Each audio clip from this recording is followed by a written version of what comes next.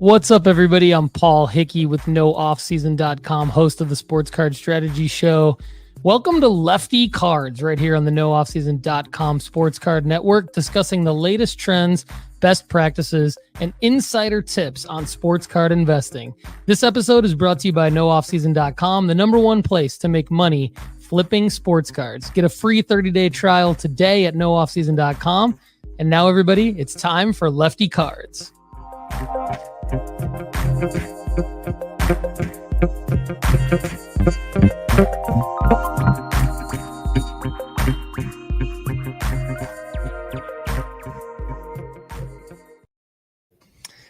Yo, middle-aged man. What's up, middle-aged men? Apparently, this is episode 26 of the Lefty Cards show here at NoOffSeason.com. We're loving it. I'm back here with my main man, Turner. As you can tell, the room has changed a bit.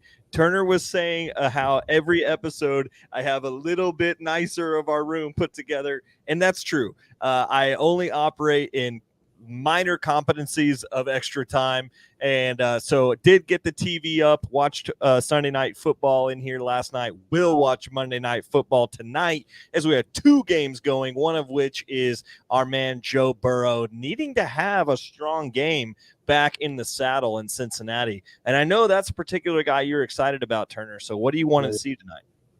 I just want to see him go off to where it's a big performance spike for him, so that I don't know if you've got a card of him, but I've got a card of him. It's just the base Prism PSA 10, but I'm trying to move out of my football cards right now. So I would like to see the profits the whole time. And if I remember correctly, you got that at an incredible deal too. So yeah. I don't know where that's at right now, but I'm assuming that you're already up on it. And if he were to have a performance spike tonight, then I'm sure that you moving out of that card is going to be profitable, to say the least. And a nice play that you made in the offseason. Yeah, the offseason quarterbacks that I have are a little bit different. I'm still holding on to some Jared Goff. Luckily, they had a good performance yesterday. Jared looked really good. And it looked more like the Lions that we expected in 2024. And then Lamar Jackson coming back and winning a solid game as well. Got a little bit dicey there at the end against the Cowboys, but eventually they held on. And are we worried about Justin Tucker? That's the real thing. Like, Tuck has missed quite a few kicks this year, and they're all over 50 yards, which he used to be nails on. So a little bit worried about them in Baltimore, but Derrick Henry, they clearly got their act together yesterday by saying, Cowboys defense, you are going to have to tackle this Mack truck. And they just couldn't quite do it. Now, they did get their offense together in the second half, and the Dallas made a nice little showing of a comeback to make it look a little better, but they did lose their second game after wiping the Browns in week one, which, like everyone expected, was my favorite game of the week. Speaking of the Browns, Turner, this got in the mail today. A BGS 9.5 Jameis Winston. We're ready for action. Let's go, bro. I have 16 of these bad boys, and I am ready for when Deshaun Watson gets removed as the Browns quarterback. We are ready. Me and Turner are on the move when it comes to Jameis Winston. He's a funny guy. He actually, now that he's kind of like not worried about actually playing in the NFL, he actually makes some pretty hilarious content. And so now, given the opportunity to come back into a starting role, I think he could be a little bit of a meme. And usually what we've seen is if they're memeable, they are profitable. And so now who is not profitable for me over the last couple of months is Gardner Minshew, as he officially gets dethroned as the quarterback of the Las Vegas Raiders last night. O'Connell comes in, or yesterday, O'Connell comes in and does okay. The Raiders still lose a game that I thought they could have won. Panthers got their first win on the season. But it was not your boy Bryce Young as the quarterback. Good old Red Rocket Andy Dalton. Classic TCU Horned Frog, which, by the way, I found this TCU Horn Frog from the 70s in my toy chest from when I was a little kid. So I grew up in Fort Worth, Texas, and this little Horn Frog action figure was in this little toy box from when I was a kid. And on the bottom it says made in West Germany. So it was before the fall of the Berlin Wall. This thing was made. So anyway, red had to bring it in with the Red Rocket TCU Horn Frog. Andy Dalton he gets the Panthers' first win. What else are you looking forward to these days, Turner? It's been a while since they've heard from you. So what's been going on in your life? Yeah, well, speaking of Panthers, I am in a Great Depression with Bryce Young cards. That's my first thing. I'll just get that out of the way.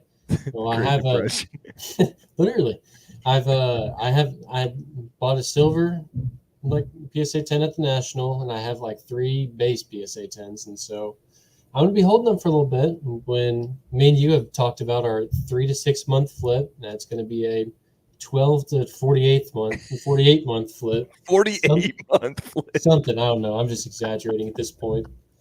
But yeah, it's safe to say 4-year plan, basically. 4-year flip, Bryce Young. I'm going to be done with college by the time that I am in the green again with this. But besides that, I'm just waiting on selling a lot of football cards right now. I've got T-Law still that I'm holding. I've got a Lamar Jackson who I probably will sell because I was in pretty cheap. I was in like the Donruss rated rookie for about $70, and it's probably around 90 now, which I'll probably just take my profit and keep going because my next big play is a formula-based play where I'm getting into Topps Chrome CJ Stroud and Wemby cards.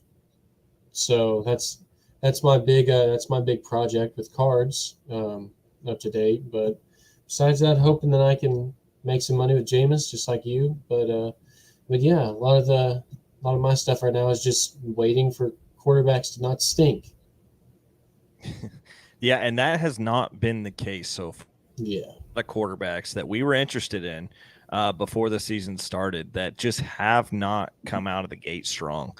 We've had Burrow that hasn't done well out of the gate. Even Lamar lost 2 games. He played okay, but it's still like an 0-2 record is not going to bump your prices way up. Jared has not played well. There's just been guys that we did not expect to suck, and so some of the guys we did expect to suck have been flying off the shelves. So if you invested in Sam Darnold, which is nuts, if you invested in Dak, not Dak Prescott, Derek Carr, you are making some serious money right now. And Baker Mayfield has looked pretty good too. Yeah. So they were actually talking about Sam Darnold last night before the Vikings game, and they said he is this year's Baker Mayfield. And I was like, that is crazy talk. That is a crazy talk suggestion. But he is. And they're going to be in the London game next week. So he's going to be another primetime / quote unquote game. It's a what Andy likes to call an island game, where it'll be, I think, in the morning. I think it'll be at like 9 o'clock in the morning, which will be right during church for us. But, you have to be sneaking a peek at that line, at that box score every now and then. But all right, Turner, let's jump to our first commercial, and then we'll come back with a play that I'm pretty excited about for the mid part of 2025. What's up, everyone? I'm Paul Hickey with NoOffSeason.com. Why should you subscribe to NoOffSeason.com's premium membership? Do you like the content on this show? Want more? Well, a free 30-day trial membership at NoOffSeason.com gives you a Friday edition of the Sports Card Strategy Show called The Overflow Show. It's a premium podcast for members only every Friday, and you can ask an unlimited amount of questions to build your sports card investment portfolio, and I answer them for you. I put in the work, research, and do the analysis, give you the best possible answer so you can increase your chances of making money flipping sports cards. And if that's not enough reason to sign up for a free 30-day trial today, you get Sports Card School, tons of premium members-only articles, and our new formula-based sports card rankings to help you find the cards with the best ROI to make money in the hobby. Sign up today at NoOffSeason.com. All right, this just in as of 20 minutes ago. 49ers running back Christian McCaffrey with Achilles tendonitis is seeing an injury specialist in Germany per head coach Kyle Shanahan. Doesn't look good out of Christian McCaffrey's camp, and I personally have tried to recover from Achilles tendonitis with a partial tear, and it took 2.5 years for me to get back to normal. So now, I am not suggesting that Christian McCaffrey and I have the A, same genes, or B, the same amount of resources for our health department. But I am saying it is a tough injury to recover from. And I'm not looking forward to seeing a 49ers team without Christian McCaffrey moving forward. Although Jennings absolutely is balling on fools when his teammates are down, he is picking them up. Brandon Ayuk literally was just unheard of yesterday, and you had Jennings going absolutely bananas. What's your take there? The fact that they've got Debo out, Ayuk didn't do anything, and who's Pearsall? Pearsall's been out with him, and they had a receiver shot earlier this year. Yeah, that's Pearsall. Okay, I'm pretty sure. Yeah, that's who I was talking about. So they've got in the chest, by the way, shot in the chest. Crazy. And it went completely through. Like it went through his back. That's insane. The fact that they've got 3 wide receivers who did not play or did not show up, and they've still got another wide receiver who performed well. Like he had like 46 fantasy points. Yeah. Like something insane like that. The fact that the 49ers have another weapon is ridiculous. And it's unfair. It's unfair because they've got him, and also their backup running back is a stud. Mason, yeah. Mason is a stud too. So he's done well. They're no, the fact that they still didn't win yesterday kind of stinks for them because they blew a lead yesterday. But their offense, like the sky's the limit with them. Yeah.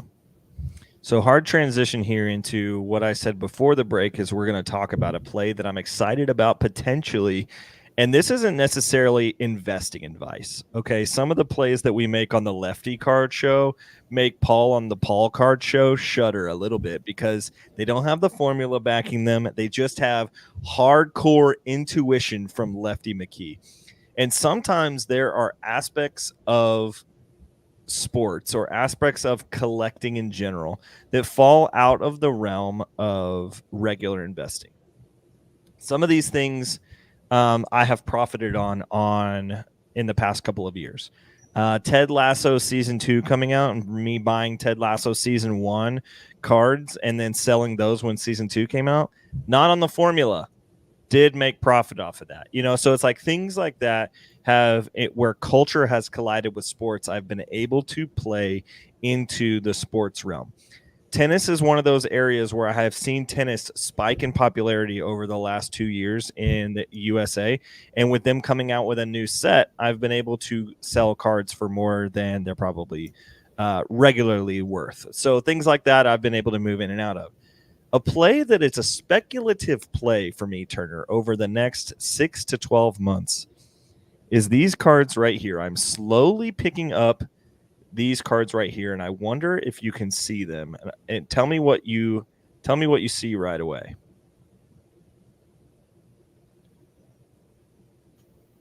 Oh wow! You got the Backyard Baseball logo on there. That's pretty sick. Backyard Baseball 2001 came with Pacific cards in the set. And I've been slowly acquiring Pacific 2000 baseball cards that have players like Chipper Jones. They have players like Nomar Garciaparra, Tony Gwynn. They have players like Ken Griffey Jr. in the set. And it is an entire set that's based around the players that you can play as in Backyard Baseball 2001.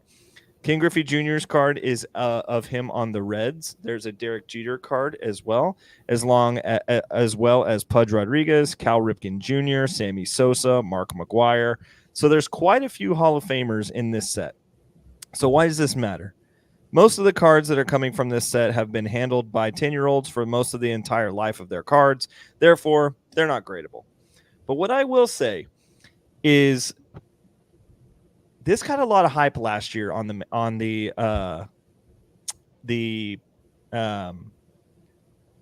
what am I trying to say? The Travis Kelce podcast, the Kelce Brothers podcast. Jason Kelce said, I don't know who it is or how to do it, but if somebody is owning Backyard Baseball's rights, I will buy the rights and we will re-put out the game. Everybody started looking into that, and turns out it wasn't as easy as you could think because it was kind of hidden in a shadow company, and nobody would answer the shadow company. The reason why nobody's answering it is because it has now resurfaced that the game will launch in 2025. Particularly, they are saying that it is going to relaunch itself in the summer of 2025, with Backyard Baseball being the first promotion. Now, I don't know if you remember, but there were also cards in this set that were of some of the characters. Now, let me show you this card that you will probably be blown away by. There is a 1997 Pablo Sanchez card that came, Pablo Sanchez card in the 2000 Humongous Entertainment 2001 baseball card set. So this set also had players that were in the game in the set as well. The Pablo Sanchez version of this card is currently selling for around $95 raw. This card in a PSA 10, I believe, is like well over $500. So here's a PSA 8, and there's only one higher, a Pop 14, and there's $499 currently on eBay. Now, this card is the cream of the crop for this set. As you can tell, there's quite a few cards of his that are going for banana prices. PSA 4. Yeah, PSA 4 of the 1997. The 2000, this one's selling for $54 on auction right now. I mean, this card is going for crazy money. And now if we could get into this card and get it into a sealed, look at that, $199 for a 7. Now, the cards that I've been buying this set, nowhere near a 7. They've got chewed edges. They've got white marks all over them. Some of them are in better shape than others, but it's pretty bad. But all I'm saying is, I think once this game comes out, there might be a resurgence in some of these original cards. So I'm willing to pick them up at $1 or $2 when I see them on eBay. So, Turner, rate my speculative play there. How do you feel like I have? Now, this has nothing to do with the formula. No rookies, all Hall of Famers, none of them still in the game. What do you think? That's pretty genius. If my only if is that, like, if people find out that, like, there were, like, cards with the Backyard Baseball, like, people are definitely going to try to buy them. And so, like, that's whenever the prices will go up with that. I had no idea that the backyard sports were coming back in general. It might just be Backyard Baseball. I don't know if you saw anything about that. Did you? I know that there will eventually be, if Backyard Baseball is coming back, I'm assuming that the rest of the franchise will come back. Right. So, yeah, I'm assuming that's where they're at. But, yeah, so I definitely like that play. What brand are the cards that you have? They are Pacific, which is actually a brand that used to be in circulation pretty commonly. Yeah. So currently, if you're looking at, let's just look at Backyard Baseball 2001 cards. So currently, there is a Chipper Jones or a Cal Ripken Jr. on auction. There is a lot of 8 cards. There's one of Dante Robinson. There's currently one out there of the Pablo Sanchez for $140. There's a King Griffey Jr. one out there for $40. Tony Gwynn one for $30. So I mean, they're out there. It's just a matter of where will this go once the game launches. When did you start getting into these? Well, my first ones actually are in this binder over here. Oh, really? From 2001, when I bought the game myself, and I have this card from my original set. So I have them for a while, but I've been acquiring them over time. There's a 2001 backyard set lot pack of 10. I'm thinking about buying all 3 of these just to see what happens. But I don't know if they have all the cards in them. It's a little weird to look at. Not really sure. So we'll see. That's my speculative play for this next 6 months, as I'm going to drip very, very few dollars into this, but could be something that pays off handsomely. Right. It's like a penny stock, basically. Yeah, it's a penny stock that is a Hail Mary play for sure. But if one of these, I mean, there's a lot that just sold yesterday for $200. So, I mean, or how many? 9 of them, including the Pablo Sanchez card. So, I mean, a PSA 7 sold on September 11th. Was that the one that was 750? PSA 7 sold for $199. Oh, so still a good amount of money. Yeah, they're still there. That sounds fake, honestly, because there's raws that are selling for $100. For that to sell for $199 is pretty outrageous. Right. Anyway, there you go. There's my speculative play of the day. And that is what I'm going to potentially go into as a penny stock into 2025 with. And if not, it's fun for me to buy a backyard baseball card that I had when I was nostalgia. When I was 9 years old that these cards came out. So, all right, man, what do you got for us on your next speculative play? Who are you moving into if you were able to sell Joe Burrow tonight? Where are you moving it? More Wemby cards. That's my next thing is just because basketball's right around the corner. Now that I say that, there's like two ideas that I have. One of them is to get, and I think I've told you and Paul this too, is to get another like probably base Wemby, like PSA 10 Prism. Either that or get more Topps Chrome cards, because I'm trying to build up a pretty decent size submission of him and CJ Stroud, like Topps Chrome cards, because the formula, it's some of the highest percentage right now. That, or, and I know how's that going so far? How many have you bought? Let's see here. I have, because some of them came like with like two of them I have like a refractor Stroud. Oh, you can't really see that in the X-Fractor, but overall I have, I think, 15 Strouds, and I ordered, I think, about 5 or 6 Wembys so far. The Strouds were at $5 a piece, and the Wembys are like 15. So, getting 15 Wembys is more expensive than 15 Strouds. Yeah. So that's why I'm getting more Stroud. But regardless, my big project, like I said, is getting good amount of those to where my profit margin will go higher. So Wemby's a big one for me right now, just because, like I said, once his name is talked about more with NBA preseason and NBA season, like his cards are going to go up. There's no way they don't. Yeah. And another player like that is Connor Bedard. I think that, like, if I could get into like a PSA 9 before the NHL season, like there's no way that doesn't go up either. And I know that you have the SGC 9.5 still. Yep. And that card's going to go up once that NHL season. But the Connor Bedard is more of a play that if I had them, like if I have like the money down the line, but Wemby, just because I care about basketball more, is like my big thing. Yeah. Yeah, I think Wemby is a fun play right now. And after we jump back from our second commercial, I'm going to talk about a Wemby play that I ended up making earlier this month. Get excited about that one. Kendall, are these people ready to start grading their sports cards? CGC Cards is the perfect place to slab your favorite sports cards. From their crystal clear holders to their affordable pricing, CGC Cards is the perfect stop for your grading needs. Go to cgccards.com to start grading today. All right, man. So as you know, we grade together. We do bulk submissions together.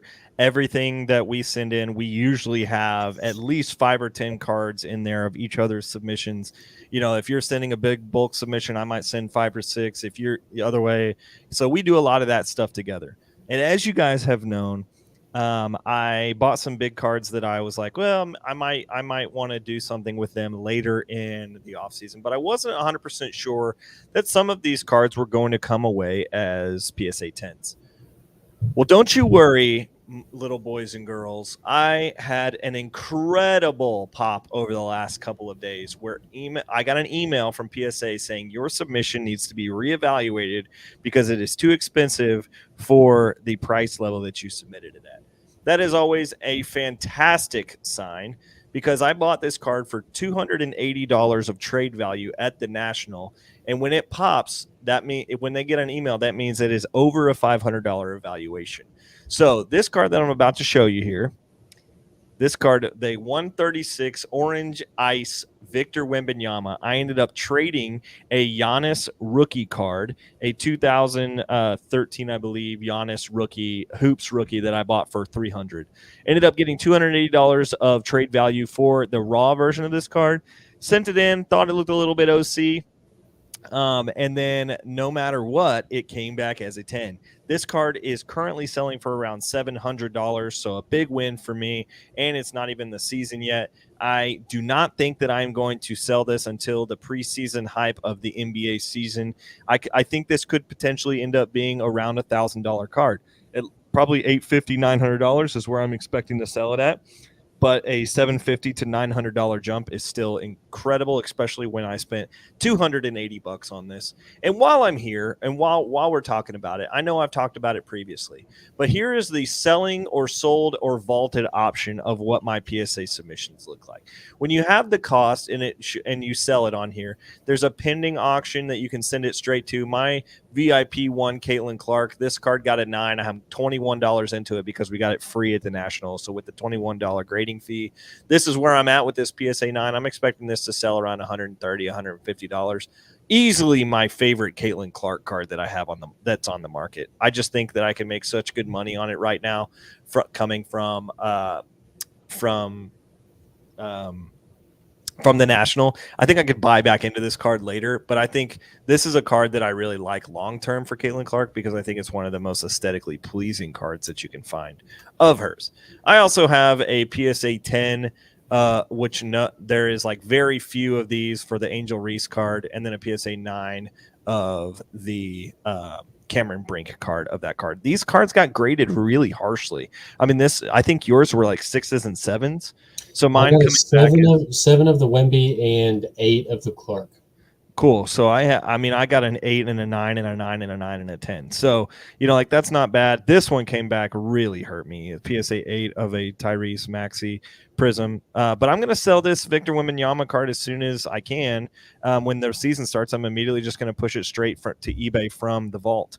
And I know that people have frowned upon it 17%, a 4% upgrade from the regular eBay transaction. And I don't literally have to do anything. And PSA has much higher views than I do. This is a no-brainer for me. I definitely want to get my big cards, if nothing else, out on PSA to get more views. And I have just a lot of stuff going on.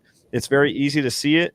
Like this Leaf National Sports Card Convention VIP, same card that came in the set as well. I sent into to PSA, comes back. I can immediately list it on eBay because it came back a 9. I can already view that right now on eBay. And, I can take my first bid. I'm going to place a bid, $1. There you go. Don't call me a shiller. My $1 on my Steph Curry card is going to come back to me. So, all right. What are you looking forward to in basketball outside of Wemby? Are there guys further down the list that you're interested in? Well, one that I was anticipating, but he actually had foot surgery on August 30th, was GG Jackson. GG Jackson. You just graded some of his cards. Talk about it. Yeah, I got a 10 and a 9 from his, so I have a PSA 10 that it's the base, so it probably won't go super high in general. But I think the Grizzlies are going to be pretty solid this year. You got Ja Morant back for the year, Marcus Smart. You've got of course, Gigi Jackson, like I said, Jaren Jackson Jr., even like Edie, and they've got guys off the bench too. So I think the Grizzlies are going to be pretty solid this year. Gigi Jackson, he's younger than me, and he averaged like 14 or 15 like whenever he started. So I think the sky's the limit for him. How much do you average? How much do I average? How many minutes do you average? I was about to say that. Let's say it's going to take a jump this year because I'm older now. But with Gigi Jackson, how many minutes NBA, are you expecting to average this year? Right, he's probably averaging more points than I'm averaging minutes. So, and he's younger than you. That's humbling, isn't it? It is. Yeah, I remember the first time that happened to me when I was around your age, and I was like, "Oh my gosh!" I think the first athlete starting to hit like that. Like Wemby is my age. Yeah, I think the first athlete that did that to me was Russell Westbrook. Oh, really? Like I remember being like, he's younger than me and he's freaking dominating. Like, what the heck is going on? And that was the first guy that I was like, frick, dude. Okay, I'm old, not old, but older than some of these guys that I've been looking up to forever. And now let me ask you this, Turner. This has nothing to do with sports cards, but it's interesting communication or interesting conversation. Do you feel it weird when people wear the T-shirt jersey of a player that is younger than them? Ooh, that's a good question. So, like, let's say you're at a Reds game. I think that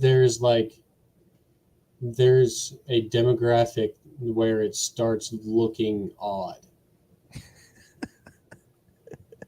And I know that's going to down for me. Yeah, I know that's going to sound weird, but if you've got like a middle-aged dad who's probably like approaching his like 50s or something like that, for example, and he's got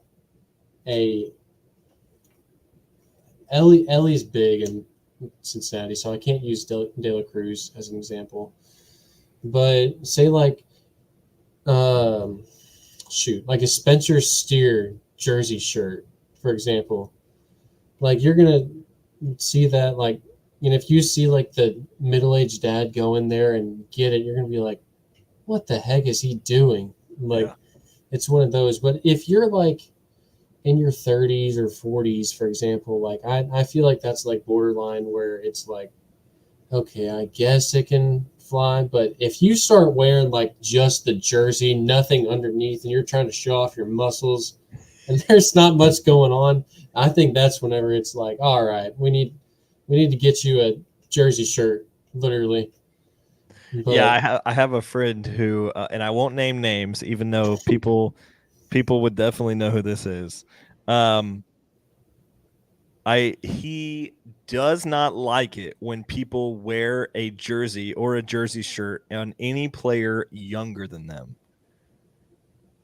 And he would say, like, you should be looking up to players that you looked up to when you were a boy, and it's weird for you to look up to people now and wear their paraphernalia when they are significantly sometimes younger than you. So that would put any of the modern day players I could not, except for, let's see, Jacob deGrom is still older than me. Max Scherzer, still older than me. Let's see. Select few in the MLB, Turner. Let's just put it that way. So I'm approaching that age where it's like slowly starting to happen. Where like, if I were younger, I would have totally gotten a Wemby jersey. But I'm at that age where I don't really feel like it. Like, I used to be a big like jersey guy in general. Yeah. Like my jersey collection, I've got like high school Kobe jerseys. Like I've got like, trying to think, like, just like I don't try to get the normal ones. I try to get like the ones with cool designs and stuff like that. So I've got those have resale value? A little bit, yeah.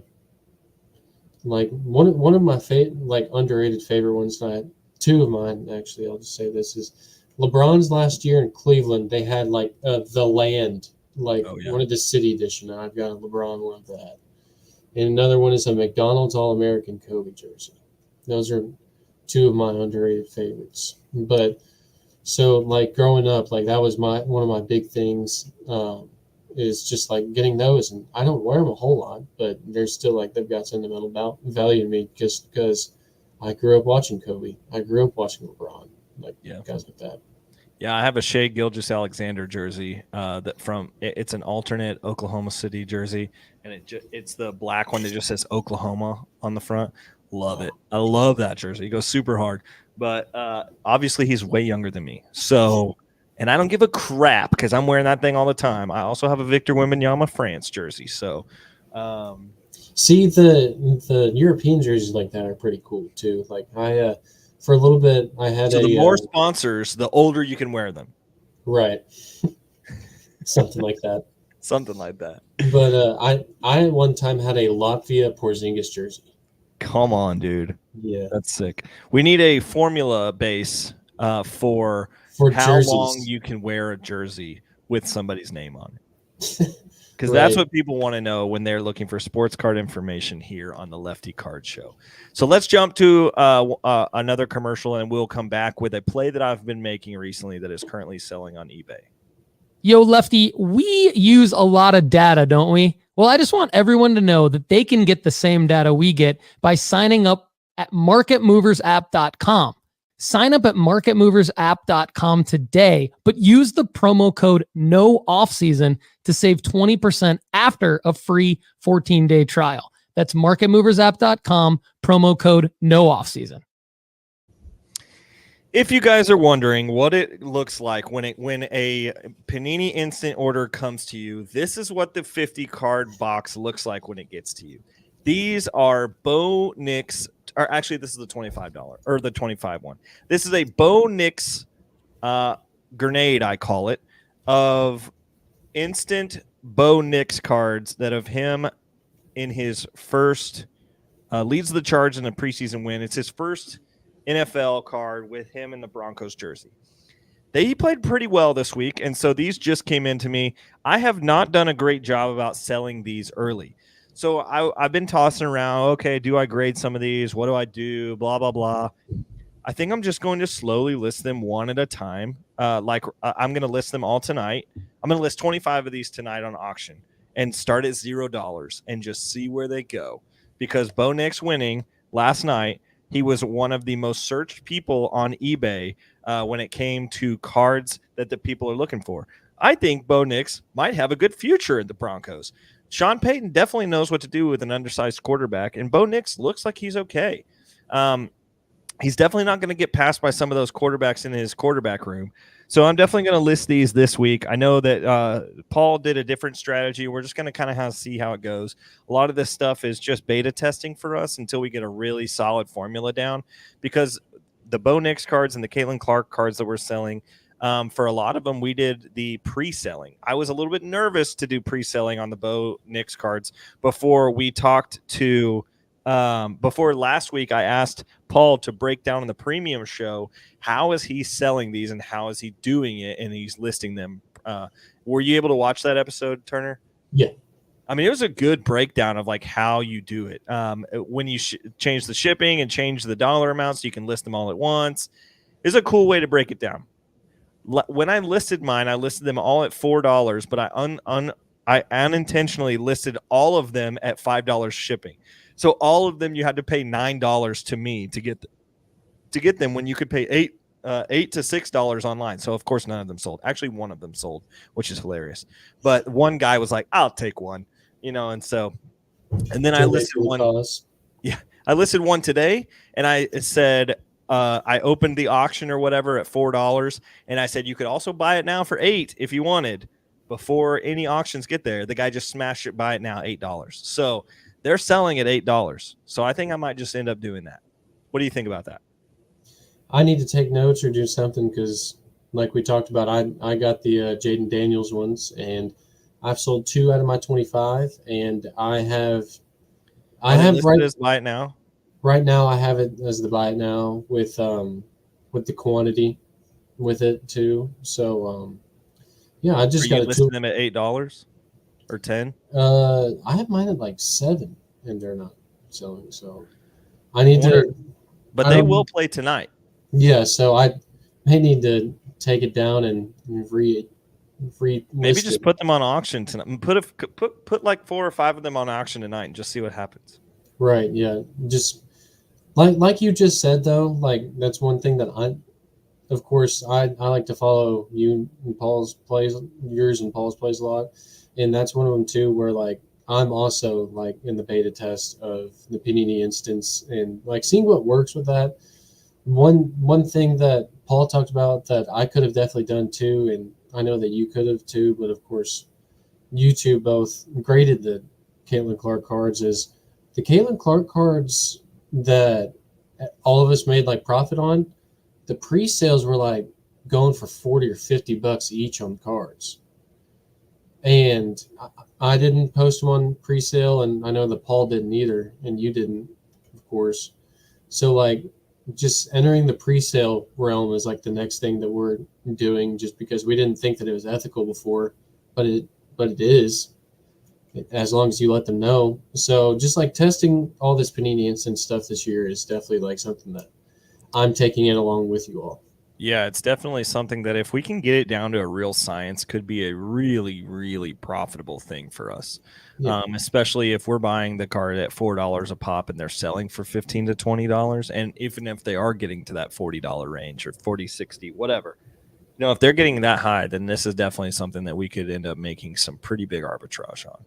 Right. And that's also for you guys there as well. So now if million of us do that, I'm always worried about like, whoa, what if a million of us do that? Where's like, here's what somebody told me the other day, and this was in response to something different, but it applies to us in the sports card world. How many Mexican food restaurants are there in Lexington?